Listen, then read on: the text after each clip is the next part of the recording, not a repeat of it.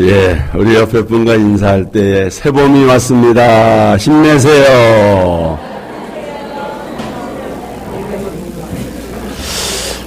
지금 우리는 사순절을 보내고 있습니다. 오늘은 사순절 셋째 주일입니다.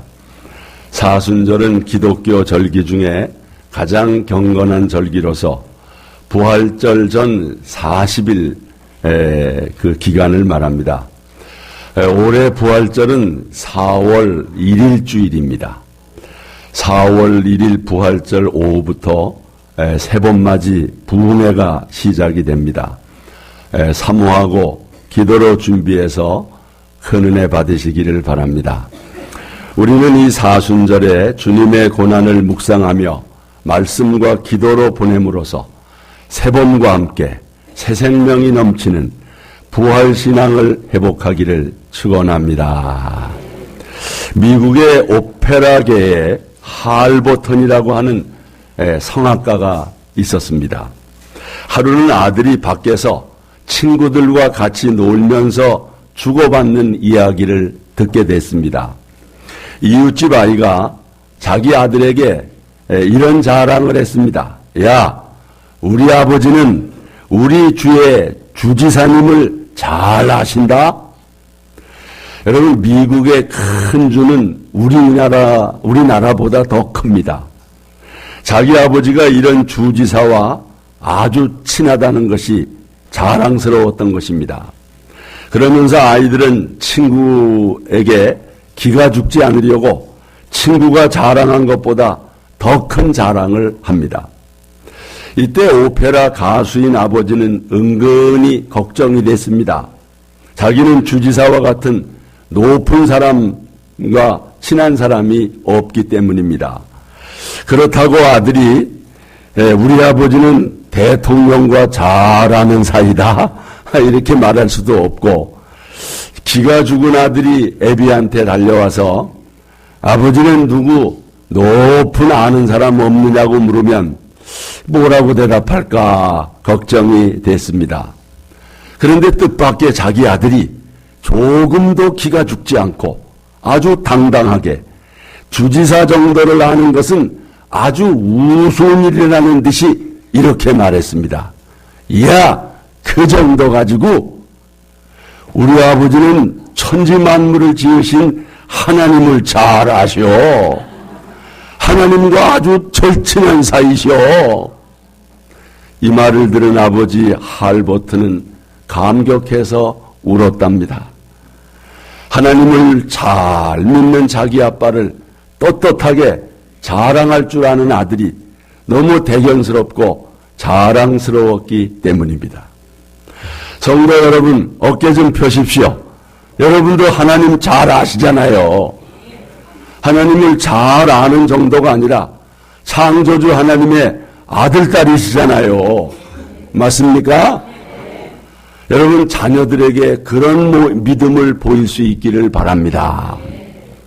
우리가 하나님의 자녀라는 사실은 대통령이나 도지사나 시장 정도를 아는 것과 비교할 수 없는 특권입니다. 우리는 구주 예수를 믿고 이 놀라운 특권을 얻었습니다. 여러분, 말씀 보십시오. 영접하는 자, 곧 그 이름을 믿는 자들에게는 하나님의 자녀가 되는 권세를 주셨으니, 여러분에도 이런 하나님의 자녀의 권세가 있는 거 확신하기를 바랍니다. 여러분, 누구 앞에서든지 이렇게 말할 수 있어야 돼요. 저는 하나님의 자녀입니다. 하나님은 우리 아버지십니다. 여러분, 이렇게 말하실 수 있습니까? 여러분, 이거 말할 수 있어야 진짜 하나님의 자녀입니다. 여러분, 누구에게든지 다 같이 저는 하나님 아들입니다. 하나님이 우리 아버지십니다. 여러분, 이렇게 고백할 수 있기를 바랍니다. 그런데 문제는 우리가 하나님을 잘 안다는 거, 또 하나님의 자녀라고 하는 사실이 이 세상에서는 잘 통하지 않는다는 것입니다. 세상 사람들의 눈에는 하나님을 잘 아는 것보다 도지사나 시장을 잘 아는 것이 훨씬 더 멋지게 보인다는 것입니다. 왜 그럴까요? 세상이 하나님을 알지 못하기 때문입니다. 하나님을 알지 못할 뿐만 아니라 세상은 하나님의 원수로 살고 있기 때문입니다. 여러분 이 말씀을 보십시오. 다 같이 간음한 여인들아 세상과 벗된 것이 하나님과 원수됨을 알지 못하느냐. 그런즉 누구든지 세상과 벗이 되고자 하는 자는 스스로 하나님과 원수되는 것이니라. 세상과 벗되는 것이 하나님과 원수가 되는 것입니다. 하나님이 지으신 이 세상이 하나님을 등지고 있다는 것입니다. 누구든지 세상에 벗이 되고자 하는 사람은 스스로 하나님의 원수가 되는 것입니다. 그러므로 하나님의 자녀들이 이 세상을 살 때 치러야 할 대가가 있는데 그것이 바로 고난이라고 하는 것입니다.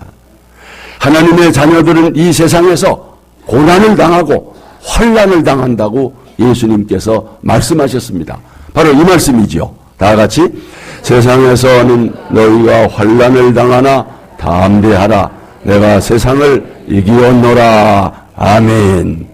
왜 하나님의 자녀들이 이 세상에서 고난을 당합니까? 이 세상은 악한 영이 지배하는 곳이기 때문입니다. 여러분 이 말씀을 보십시오. 다 같이 그때 너희는 그 가운데서 행하여 이 세상 풍조를 따르고 공중의 권세 잡은 자를 따랐으니 그 지금 불순종의 아들들 가운데서 역사하는 영이라. 전에는 우리도 다 그 가운데서 우리 육체의 욕심을 따라 지내며 육체와 마음에 원하는 것을 하여 다른 이들과 같이 본질상 진노의 자녀이었더니. 그렇습니다. 우리는 불순종과 죄 때문에 영적으로 죽었던 사람입니다. 세상의 악한 길을 따르고 공중권세를 지배하고 있는 마귀에게 순종하며 살았습니다. 이 마귀는 현재 불순종하는 사람들 가운데서 활동하는 영입니다. 이런 세상 사람들이 하나님을 알 턱이 없지요. 하나님도 모르고 하나님의 자녀들도 알아보지 못합니다. 우리가 얼마나 하나님의 사랑을 받는 존귀한 자임을 세상 사람들은 모릅니다. 이 말씀 보세요. 다 같이 보라 아버지께서 어떠한 사랑을 자녀라 일컬음을 받게 하셨는가. 우리가 그러하도다. 그러므로 세상이 우리를 알지 못함은 그를 알지 못함이라. 그러니 세상이 하나님의 자녀들을 미워하는 것은 결코 이상한 것이 아닙니다. 당연한 것입니다. 여러분 이 말씀 보세요. 다 같이 형제들아 세상이 너희를 미워하여도 이상히 여기지 말라. 우리는 세상에서 대접받으려고 하지 않습니다. 오히려 세상에 대하여 영적 전쟁을 선포해야 하는 것입니다. 여러분 이 말씀 보십시오. 우리의 싸움은 혈과 육에 대한 것이 아니요 정사와 권세와 이 어둠의 세상 주관자들과 하늘에 있는 악의 영들에게 대함이라. 악한 영이 지배하는 이 세상은 마치 영적인 전쟁터와 같습니다.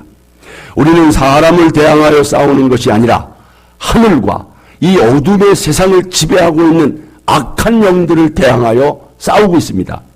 우리는 이 영적 싸움에서 이겨야 합니다. 이길 수 있기를 바랍니다. 어떻게 이길 수 있는가? 악한 영이 지배하는 세상을 어떻게 이길 수 있는가?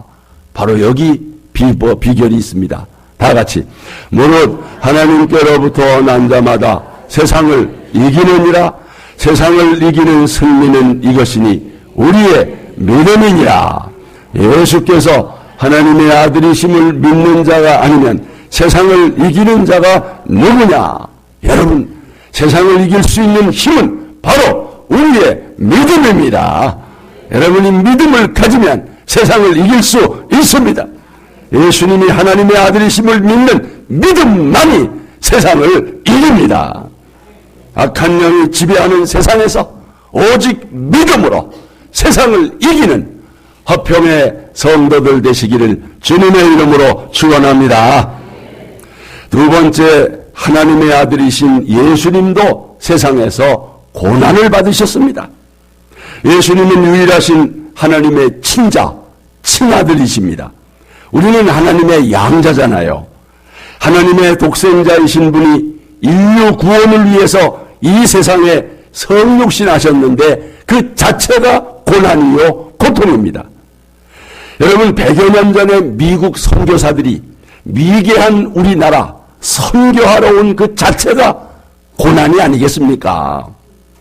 예로 여러분 같이 이렇게 도시에서 소위 수세식 화장실을 쓰고 있는 여러분들이 어쩌다가 저 두뇌산골에 가서 소위 부세식 뒷간에 가서 뒷간을 사용한다고 상상해 보십시오. 그게 고통이 아니겠습니까? 여러분, 예수님이 그런 고난을 받으신 것입니다. 세상이 그분을 통해서 만들어졌는데도 세상이 그를 알아보지 못하고 영접하지도 아니했던 것입니다. 바로 이 말씀이죠.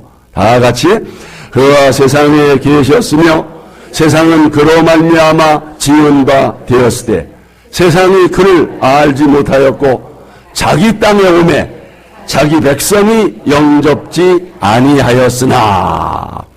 그런데 여러분과 제가 하나님의 아들이신 예수 그리스도를 믿고 영접함으로 하나님의 자녀가 됐습니다. 할렐루야. 이게 보통 수지 맞은 게 아닙니다. 우리 옆에 분과 인사합시다. 수지 맞으셨습니다. 수지 맞은 겁니다. 근데 여러분, 왜 세상 사람들은 예수님을 믿지 않고 영접하지 않았을까요? 예수님이 겉으로 볼 때 하나님의 아들 같지가 않은 것입니다. 마구간에서 목수인 요셉의 아들로 태어났습니다. 나사렛 촌에서 자라셨습니다. 그러니 뭐 하나님의 아들 같습니까? 하지만 공생애를 시작하시면서 하나님의 아들의 권위로 하나님 나라를 선포하셨습니다. 회개하라, 천국이 가까웠느니라. 그리고 예수님은 세상 사람들과 다른 삶을 사셨습니다. 비록 이 세상에 살지만은 하나님의 아들로 사셨습니다. 예수님이 고난받으신 것은 하나님의 아들로 사셨기 때문입니다. 예수님이 나는 하나님의 아들이 아니다 라고 한마디만 하셨다면 고난받을 이유가 없습니다. 예수님은 사람으로 오셔서 하나님의 아들로 사시고 하나님의 말씀을 전하셨기 때문에 고난을 받으신 것입니다. 예수님께서 광야에서 시험을 받으신 것도 하나님의 아들이었기 때문입니다. 여러분, 이 말씀 보세요. 다 같이. 마귀가 가로되 내가 만일 하나님의 아들이거든 이 돌들에게 명하여 떡덩이가 되게 하라. 성전 꼭대기에 세우고 가로되 내가 만일 하나님의 아들이거든 여기서 뛰어내리라. 하나님의 아들이기 때문에 시험하는 거예요. 겟세마네 동산에서 피눈물을 흘리시고 기도하신 것도 하나님의 아들로서 하나님의 뜻에 순종하였기 때문입니다. 여러분, 이 말씀 보세요. 아버지여, 만일 아버지의 뜻이거든 이 잔을 내 원대로 마옵시고 아버지의 원대로 되기를 원하나이다. 하나님의 아들로서 하나님 아버지께 순종하기 위해서 그 고난을 당하신 것입니다. 결국 십자가에 못 박혀 죽으신 것도 하나님의 아들이었기 때문입니다. 말씀 보십시오. 대제사장이 가로되 내가 너로 살아계신 하나님께 맹세하게 하노니 내가 하나님의 아들 그리스도인지 우리에게 말하라. 이럴 때 난 하나님의 아들이 아니다. 그러면 고난은 끝이지요. 하나님의 아들이라고 해서 십자가에 달리셨고 온갖 모욕과 수치를 당하신 것입니다. 여러분, 이 말씀 보세요. 가로되 성전을 헐고 사흘에 짓는 자여, 내가 만일 하나님의 아들이거든 자기를 구원하고 십자가에서 내려오라. 예수님은 하나님의 아들로서 죄에 빠진 여러분과 저를 구원하시려고 멸시와 천대를 받으시고 십자가의 고난까지 당하신 줄 믿습니다. 이 사순절을 보내며 하나님의 아들로서 고난당하시는 예수님을 묵상하며 여주 동행하시기를 축원합니다. 세 번째, 하나님의 양자가 된 우리도 고난을 받을 수밖에 없다는 것입니다. 우리는 믿음 안에서 하나님의 양자가 됐습니다. 하나님 아버지가 우리를 양자로 삼아주셨어요. 죄인인 우리를 용서해 주신 것만도 감사한데 양자로 삼아주셨습니다. 전에는 우리도 무서워하는 종의 영을 받은 마귀의 자식이었습니다. 그러나 이제는 아닙니다. 여러분 이 말씀 보세요. 다 같이 너희는 다시 무서워하는 종의 영을 받지 아니하고 양자의 영을 받았으므로 우리가 아빠, 아버지라고 부르짖느니라. 성령이 친히 우리 영과 더불어 우리가 하나님의 자녀인 것을 증언하시나니 아멘. 우리는 하나님의 이제 아들이 되게 하는 성령을 받았습니다. 성령을 통해 하나님을 아빠, 아버지라고 부릅니다. 성령이 우리 영과 함께 우리가 하나님의 자녀라고 하는 사실을 증거합니다. 하나님의 자녀가 된 것이 얼마나 감사합니까? 여러분 친자나 양자나 법적인 권리는 똑같습니다. 자녀로서의 권리, 상속권은 똑같습니다. 그러니까 함부로 양자를 드리지 않습니다.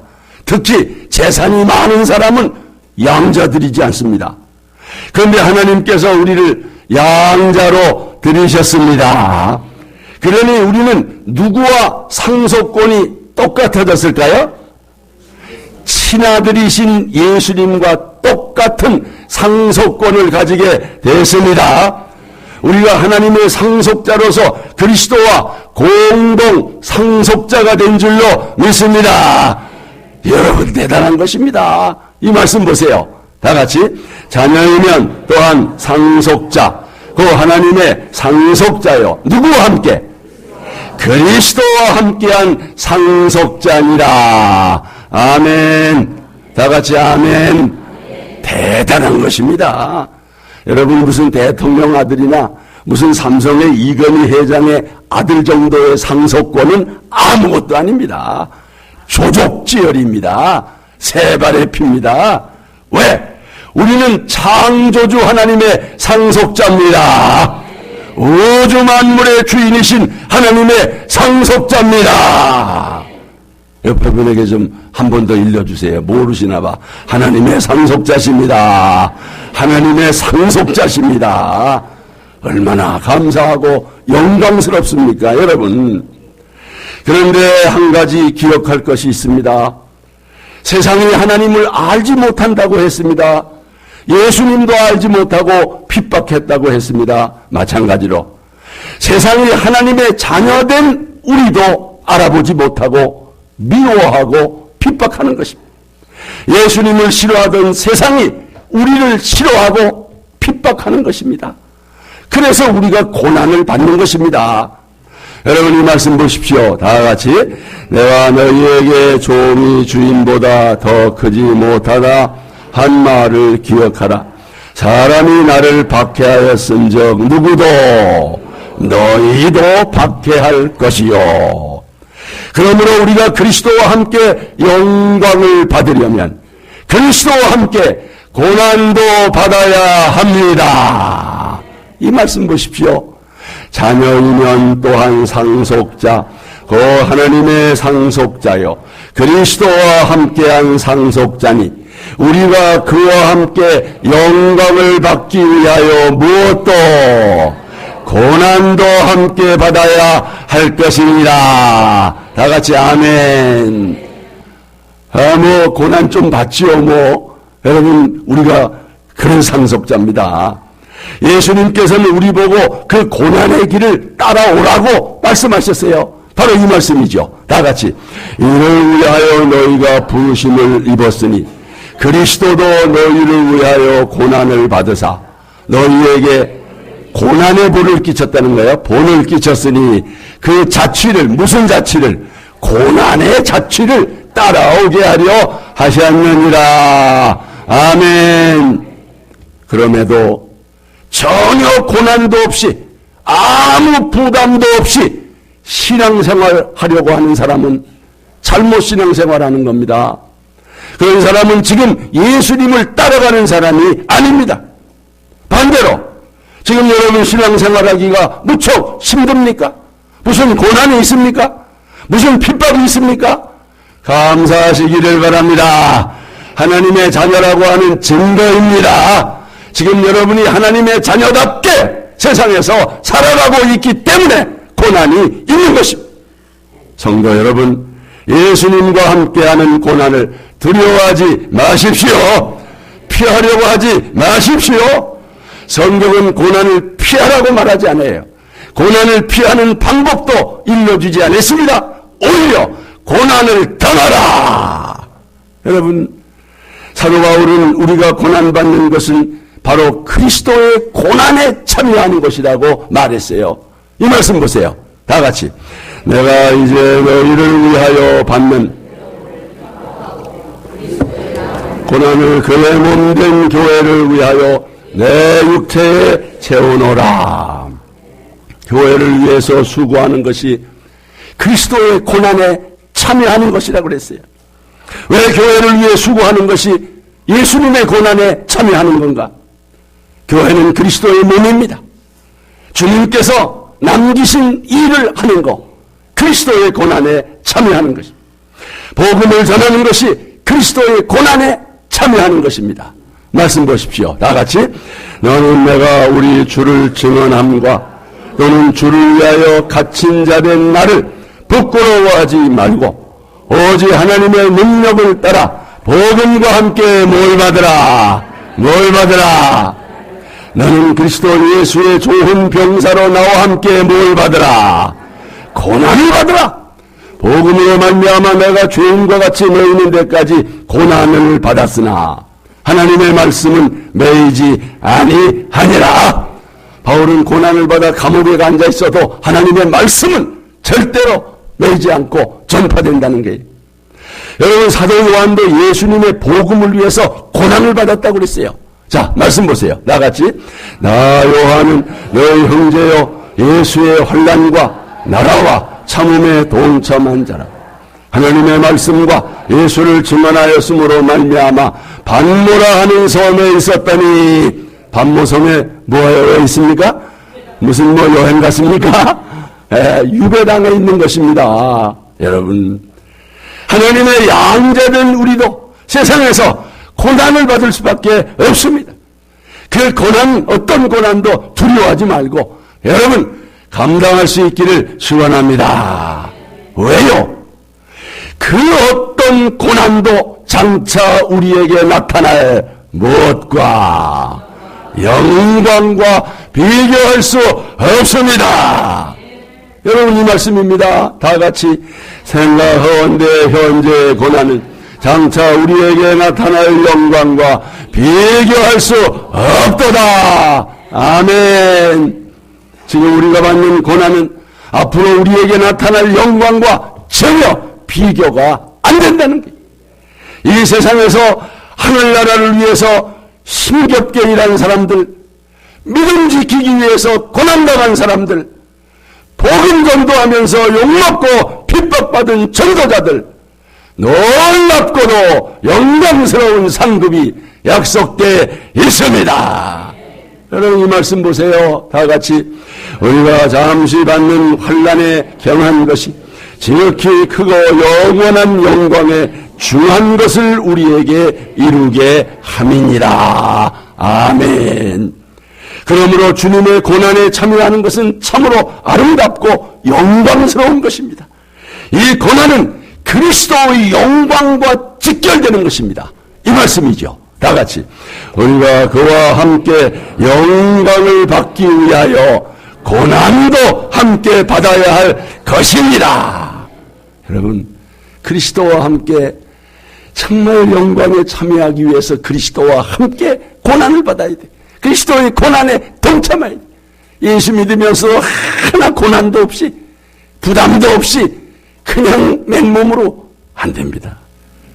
여러분, 그럼에도 영광스러운 고난의 의미를 모르는 신자들이 많아요.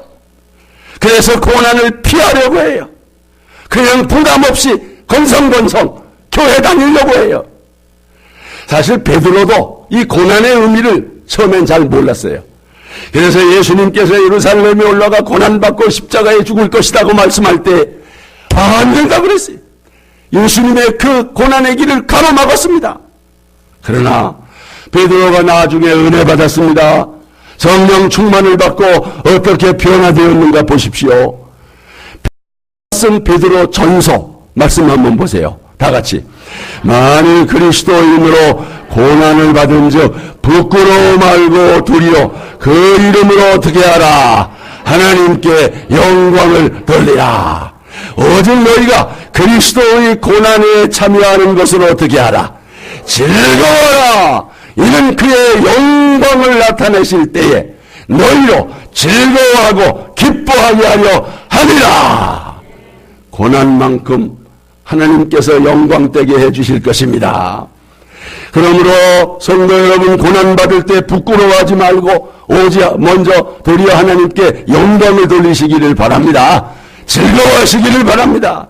베드로는 고난당하는 자를 복받은 자라고 그랬어요. 어디에? 야, 이거 봤어요. 다 같이. 너희가 그리스도의 이름으로 욕을 받으면 어떤 자라고 그랬어요? 복 있는 자로다. 영광의 영, 곧 하나님의 영이 너희 위에 계심이라. 장차 우리에게 주어질 영광을 생각하며 그 어떤 고난도 감당할 수 있기를 축원합니다. 예수님께서 고난의 길을 가셨고 우리 보고 그 고난의 길을 따라오라고 말씀하셨어요. 자, 이 말씀 보세요. 다 같이. 아무든지 나를 따라오려거든 자기를 부인하고 자기 십자가를 지고 나를 쫓을 것이니라. 아멘. 십자가는 고난의 길입니다. 그러나 그 십자가의 고난 뒤에 영광스러운 부활이 있습니다. 이제 십자가는 고난이 아니라 영광이요 상급입니다. 십자가의 고난 없이는 상급도 면류관도 없습니다. 오늘날 교인들 중에는 고난 없이 영광만 받으려고 해요. 고난 없이 복만 받으려고 해요. No cross, no crown. 십자가 없이는 면류관도 없다는 거예요. 영광도 없다는 거예요. 우리 함께 이 사순절에 주님과 함께 내 몫의 십자가를 지고 주님의 고난에 동참합시다. 경건한 사순절 뒤에 감격스러운 부활의 기쁨이 있습니다. 사순절의 아픔과 눈물이 있어야 부활의 감격을 맞습니다. 고난의 사순절은 부활의 영광으로 열매 맺게 될 줄로 믿습니다. 우리 함께 찬양합시다.